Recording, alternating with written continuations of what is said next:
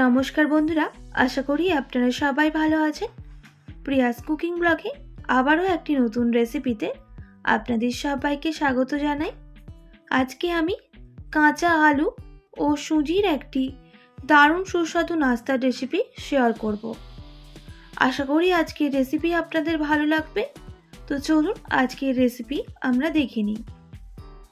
কাঁচা আলু ও সুজির রেসিপি বানানোর জন্য প্রথমেই আমি মিডিয়াম সাইজের কটা আলু নিয়েছি। আলুগুলো এইভাবে গ্রেড করে নিতে হবে। সব আলু গ্রেড করা হয়ে গেলে আমি আলুগুলো জলে ধুয়ে 3-4 বার জল পাল্টে পরিষ্কার করে ধুয়ে নেব।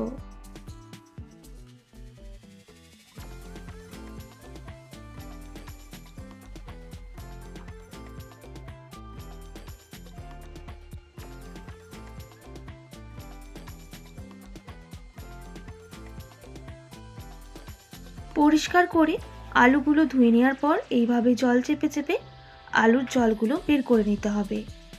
এরপর একটা কড়াইয়ের মধ্যে দিয়ে দেব সাদা তেল। এখানে আমি হাফ টেবিল চামচ সাদা তেল ব্যবহার করেছি। তেলটা গরম হয়ে গেলে দিয়ে দিতে হবে গোটা জিরা। আমি এখানে সামান্য পরিমাণ ব্যবহার করছি। এবার জিরা ভালোভাবে ভাজা হয়ে গেলে সুন্দর একটা গন্ধ বের হলে দিয়ে দিতে হবে গ্রেট করে রাখা আলু।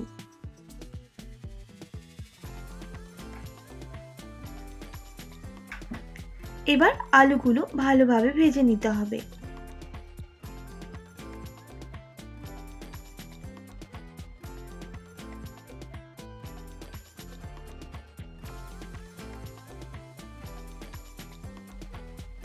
বেশ কিছুক্ষণ আলু ভেজে নেওয়ার পর দিয়ে দেব পরিমাণ মতো লবণ, সামান্য পরিমাণ হলুদের গুঁড়ো, সামান্য ঝাল লঙ্কার গুঁড়ো আর দিয়ে দিতে হবে সামান্য গরম মশলা।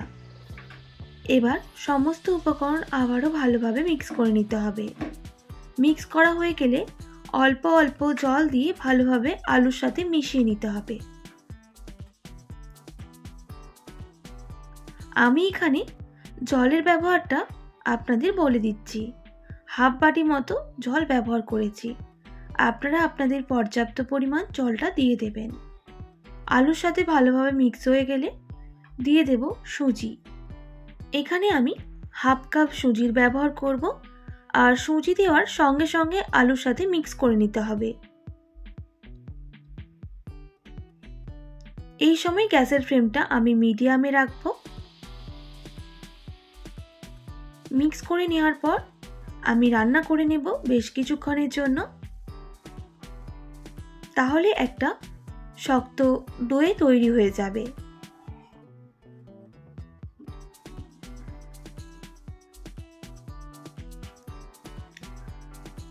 বেশ কিছুক্ষণ রান্না করে নেওয়ার পর আমি এখানে 2 টেবিল চামচ বেসনের ব্যবহার করব।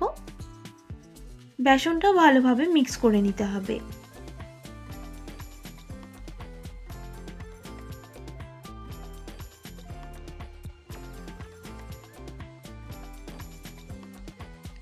দেখতেই পাচ্ছেন জলটা কিন্তু একদম শুকনো হয়ে গেছে।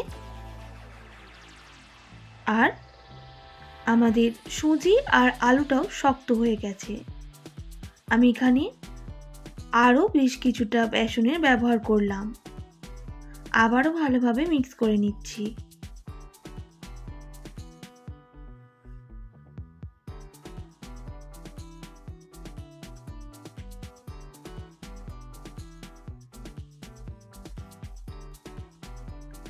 ভালোভাবে মিক্স করা হয়ে গেলে আমি এবার এটা একটা পাত্রের মধ্যে তুলে নেব।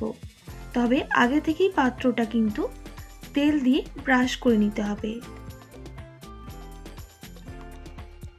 আমি এইরকম একটা পাত্র নিয়েছি। এবার এটা পাত্রের মধ্যে তুলে নিচ্ছি।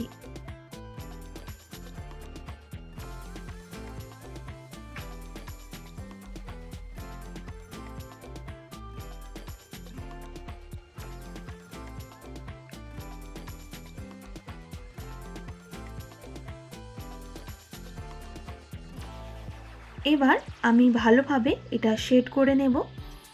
দেখতেই পাচ্ছেন আমি এইভাবে সেট করে নিয়েছি। এবার আমি ঠান্ডা করে নেব। এদিকে আমি একটা বাটিতে নিয়ে নিয়েছি বেশ কিছুটা পরিমাণ জল।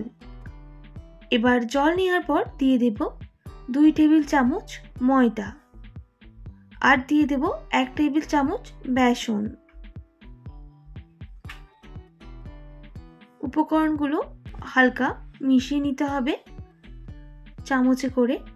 আরও বেশ কিছুটা বেসন আমাদের লাগবে, তাই দিয়ে দিলাম 1 টেবিল চামচ বেসন, স্বাদ মতো লবণ, কালারের জন্য সামান্য কাশ্মীরি লঙ্কার গুঁড়ো আর দিয়ে দিতে হবে ধনেপাতা কুচি।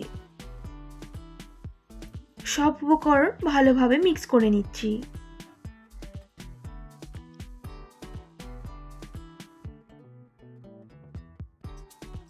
মিক্স করা হয়ে গেছে, আমি এটা সাইডে রেখে দেব। আর এদিকে এটাও কিন্তু সেট হয়ে গেছে। এবার একটা ছুরি দিয়ে আমি কেটে নিচ্ছি।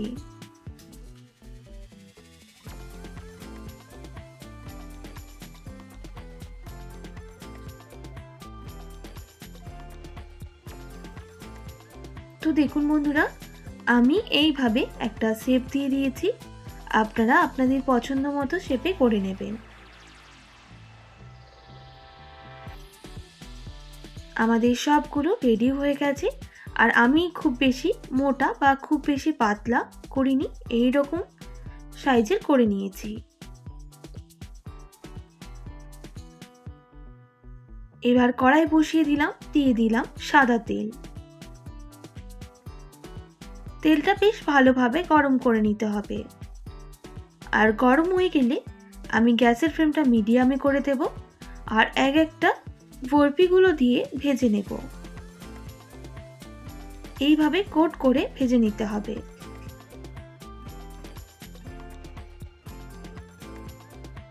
একই পদ্ধতিতে আমি সবগুলো দিয়ে দেব।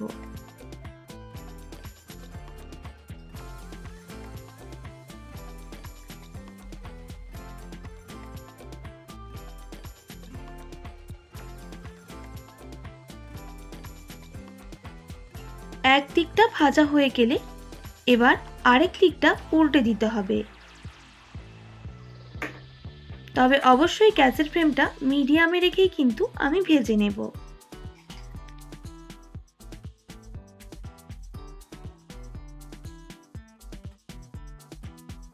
যখন দেখবেন এগুলো হালকা ব্রাউন কালার হয়ে গেছে, সেই সময় গ্যাসের ফ্লেমটা হাই করে দিতে হবে। আবারও উল্টে পাল্টে ব্রাউন কালার করে ভেজে নেব।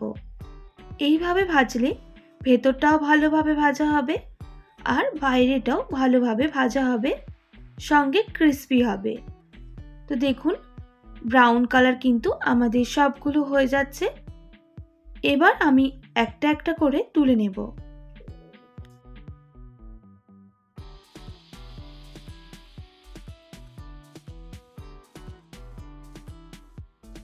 সবগুলো তুলে নেওয়ার পর আমি আবারও একটা ব্যাচে এক্সট্রা যেগুলো ছিল সেগুলো ভেজে নেব।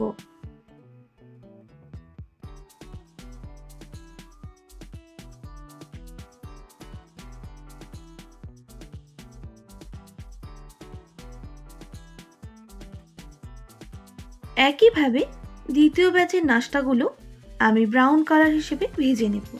তবে অবশ্যই গ্যাসের ফ্লেমটা প্রথমে লোতে রাখবেন আর লাস্টের দিকে হাই করে দেবেন, তাহলে ভেতর থেকেও ভালোভাবে ভাজা হবে। সবগুলোই কিন্তু আমাদের ভাজা হয়ে গেছে, আমি একটা পাত্রের মধ্যে তুলে নিচ্ছি। এবার দেখিয়ে দিই কতটা ক্রিস্পি হয়েছে। একটা ভেঙে দেখিয়ে দিচ্ছি, ভেতরটাও কিন্তু ভালোভাবে ভাজা হয়েছে। এই রেসিপি একবার বাড়িতে বানিয়ে দেখতে পারেন। বিকেলের নাস্তায় কিন্তু একেবারে জমে যাবে, এতটাই খেতে টেস্টি হয়। একবার অবশ্যই বাড়িতে বানানোর অনুরোধ রইল। আশা করি আজকের রেসিপি আপনাদের ভালো লেগেছে। ভালো লেগে থাকলে অবশ্যই একটি like, comment, share and subscribe করে আমার পাশে থাকার অনুরোধ রইল। পাশে থাকা বেল আইকনটিও প্রেস করে দেবেন, তাহলে নিত্য নতুন রান্নার ভিডিওগুলি আপনাদের কাছে পৌঁছে যাবে। আজকের মতো এতটাই। আবার নতুন কোনো রেসিপি নিয়ে দেখা হবে। আপনারা ভালো থাকবেন, সুস্থ থাকবেন, আর এতক্ষণ আমার সঙ্গে থাকার জন্য অনেক ধন্যবাদ আপনাদের সবাইকে।